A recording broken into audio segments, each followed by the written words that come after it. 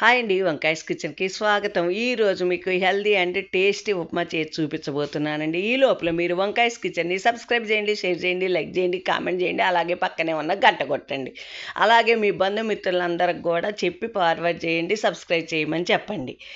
మనము ఈ సగ్గుబియ్యం ఉప్మా చేయడానికి ముందుగా ఒక 2-3 అవర్స్ ముందు సగ్గుబియ్యాన్ని విడిగాను, అలాగే దానిలో సగం క్వాలిటీని శనగపప్పుని నానబెట్టుకోవాలి. మనం ఎంతైతే సగ్గుబియ్యం తీసుకున్నామో అన్నే నీళ్లు పోసినట్లయితే సగ్గుబియ్యం మనకి మంచిగా నానతాయి, అలాగే బాగా ముద్దగా అవ్వవు అనమాట. మనము ఆ తర్వాత ఒక పొయ్యి మీద మనం మూకిడి పెట్టుకొని నూనె వేసుకొని ఆవాలు, జీలకర్ర, మినప్పప్పు వేసుకొని అవి వేగిన తర్వాత ఇందులో సరిపడా పచ్చిమిరపకాయలే ఈ కారం అనమాట.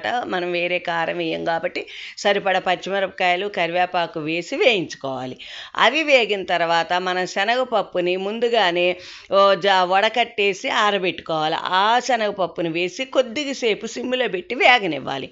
ఈ లోపల మనం కొబ్బరి కంపల్సరీ, ఇందులో కొబ్బరి మంచి టేస్ట్ని ఇస్తుంది కాబట్టి అది పచ్చి కొబ్బరిని మనం ముక్కలుగా కోసుకొని దాన్ని పొడి చేసుకొని పెట్టుకోవాలన్నమాట. పచ్చి కొబ్బరి పొడి చేసుకొని పక్కన పెట్టుకోవాలి.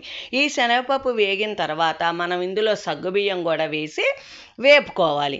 ఇలా వేగుతూ ఉన్నప్పుడు సరిపడా ఉప్పు కూడా వేసి మీడియం ఫ్లేమ్లో పెట్టి వేగనియాలి. ఆ ఉప్పు కూడా అంతా కలిసిన తర్వాత మనం గ్రైండర్ చేసుకున్నటువంటి కొబ్బరిని కూడా వేసి ఇది మొత్తం కూడా కలిసే విధంగా, మనం కొబ్బరి ఎంత ఎక్కువ ఉంటే అంత బాగుంటుందండి. మీకు టేస్ట్కి ఎంత కావాలో అంత వేసుకోండి, ఎంత కొబ్బరి వేసుకున్నా కూడా పర్వాలేదు.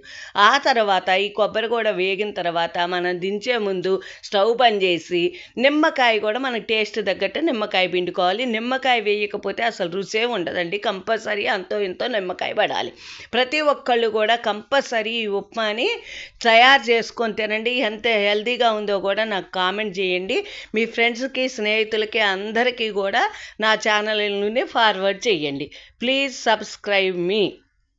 ప్రతి ఒక్కళ్ళు కంపల్సరీ సగ్గు బియ్యాన్ని టేస్ట్ చేయండి, తినాలి.